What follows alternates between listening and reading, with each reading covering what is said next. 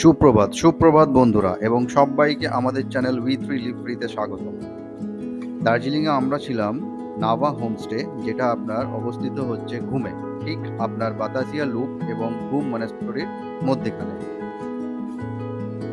রইল নাভা হোমস্টের একটা ছোট্ট ট্যুর।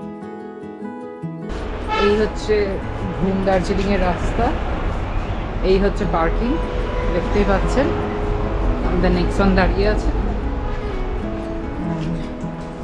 এটা হচ্ছে এন্ট্রেন্স, এটা হচ্ছে আমাদের রুম ভায়োলেট। একটু মেসি হয়ে গেছে, কালকে এসে নিয়ে নেওয়া হয়নি সেজন্য। Good morning. এই এখানে একটা ছোট্ট করে সিটিং অ্যারেঞ্জমেন্ট করা আছে, এখানে দেখতেই পাচ্ছেন। এখানে কিং সাইজ বেড আছে, এখানে একটা সিঙ্গেল বেড আছে, এই বেড সাইড টেবিল, এন্ড এই হচ্ছে ভিউ এরকম সব দেখাচ্ছে। জানালা থেকে ভিউ অসাধারণ এবং ওয়েদার ও আকাশ ক্লিয়ার থাকলে এখান থেকে কাঞ্চনজঙ্ঘাও একদম পরিষ্কারভাবে দেখা যায়। খুবই সুন্দর, ক্লিন একদম। এই হচ্ছে ব্যালকনি, এই যে মনেস্ট্রি। এটা হ্যাঁ, এদিক থেকে ঘুম মনেস্ট্রি যেটা, সেটা এখান থেকে এই যে দেখা যায় একদম কাছে। এখানে পুরো মেঘে পাহাড় করে ঢেকে আছে অলমোস্ট। আর এটা হচ্ছে ওয়াশরুম, দেখতেই পাচ্ছেন একদম ক্লিন, গিজার অ্যাভেলেবল আছে, খুব সুন্দর, খুব নিট অ্যান্ড ক্লিন। আর এদের এখানকার খাওয়া দাওয়া নিয়ে তো কথাই হবে না। এটা ফার্স্ট টাইম নয় আমরা এখানে এসেছি, এটা সেকেন্ড টাইম হলো। এর আগেও আমরা যখন এসেছি এখানে ঘুমে, তখন আমরা এখানেই উঠেছিলাম। ঠিক করলাম 9টার মধ্যে ব্রেকফাস্ট করে বেরিয়ে যাব, যেতে হবে তো অনেকটা দূর। আজকে হোমস্টেতে ব্রেকফাস্টে আমরা নিয়েছিলাম নেপালি স্টাইলে আলুর দম, লুচি, তার সাথে ডিম সেদ্ধ এবং চা। সবারই এক্সপ্রেশন দেখে বুঝতেই পাচ্ছেন টেস্ট কীরকম অসাধারণ হয়েছিল।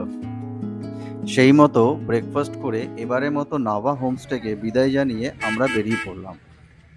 প্রথমেই দাঁড়ালাম পশুপতি চেকপোস্টে, যেটা আপনার নেপাল বর্ডার, এবং ওখানেই ঠিক করলাম যে নিজের গাড়ি পার্কিংয়ে লাগিয়ে নেপালের ওই দিক থেকে ওখানকারই একটা লোকাল ট্যাক্সি নিয়ে আমরা ওখানকার যে ভিউ পয়েন্টস আছে সেগুলো ঘুরে নেব।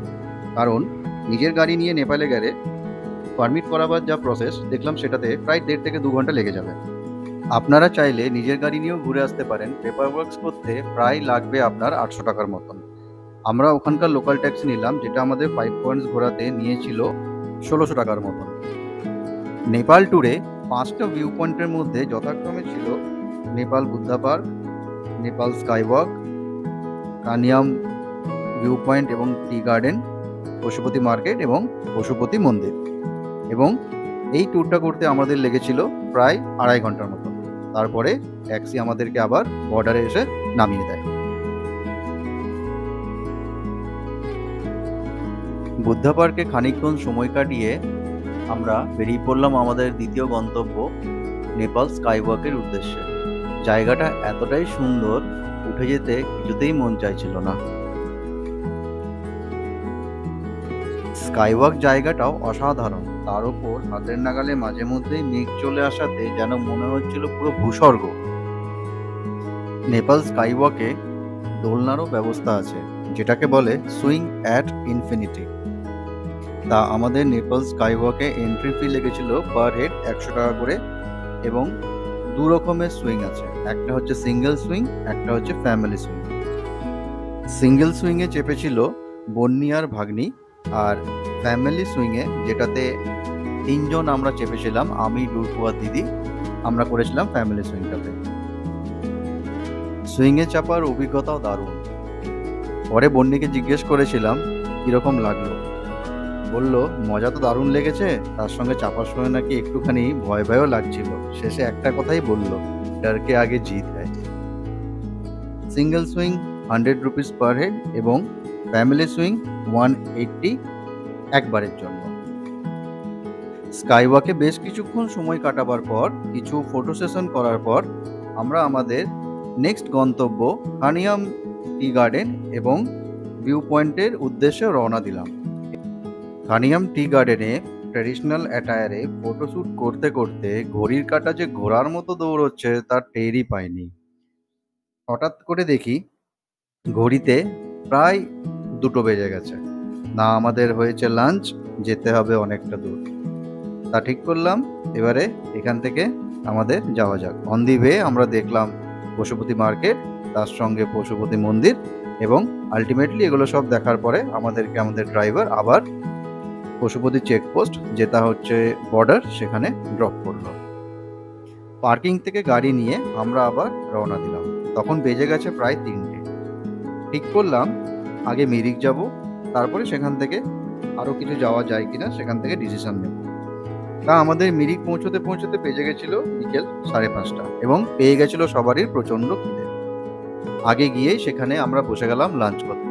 লাঞ্চে নিয়েছিলাম চাউমিন, বার্গার, কোল্ড কফি, চা, এইসব দিয়েই আমরা লাঞ্চ সারলাম। এবং লাঞ্চ করার পরে ঠিক করলাম যে আজকে আমরা স্টে মিরিকেই করব। যেহেতু সন্ধে নেমে গেছিল, পাহাড়ে সন্ধেবেলার পর গাড়ি চালানোটা খুব একটা অ্যাডভাইজেবল বা বুদ্ধিমানের কাজ নয়, বিশেষ করে আমাদের মতন প্লেন্সের ড্রাইভারদের জন্য।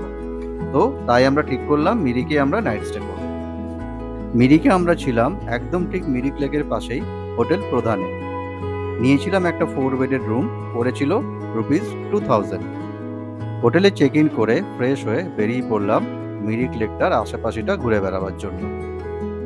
সন্ধে নামার পরে মিরিক লেকের পুরো পরিবেশটাই যেমন কেমন মায়াবী হয়ে উঠল। ঠিক যেন মনে হচ্ছিল কোনো স্বপ্নের রাজ্যে আছি।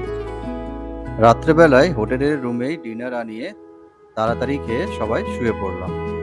সকালে ফ্রেশ হয়ে রেডি হয়ে ব্রেকফাস্ট করে 9টার সময় আমরা বেরিয়ে পড়লাম বাড়ির উদ্দেশ্যে। মিরিক এবং পাহাড়কে এবারের মতো বিদায় জানিয়ে গাড়ি ছুটল আসানসোলের দিকে। মনে মনে বললাম, বিদায় নিচ্ছি ঠিকই, কিন্তু দেখা হবে আবার খুব তাড়াতাড়ি। বাড়ি পৌঁছতে বেজে গেছিল রাত 9টা। সময় লেগেছিল প্রায় 12 ঘন্টার মতো। তো এই ছিল আমাদের 5 দিনের নর্থ বেঙ্গল ট্যুর। হোটেলের সব ডিটেলস ডেসক্রিপশন বক্সে দেওয়া রইল। ভিডিওগুলো ভালো লেগে থাকলে অবশ্যই লাইক করবেন, শেয়ার করবেন, কমেন্ট করবেন। আর হ্যাঁ, চ্যানেলটা সাবস্ক্রাইব না করা থাকলে do subscribe to our channel We3 Live Free।